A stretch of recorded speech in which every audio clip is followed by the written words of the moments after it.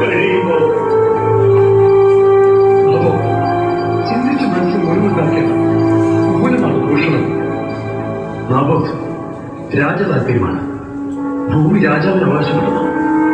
അഥവാ മറിച്ചാണെന്ന് പറയാൻ ആർക്കാണ് ശക്തിയുള്ളത്?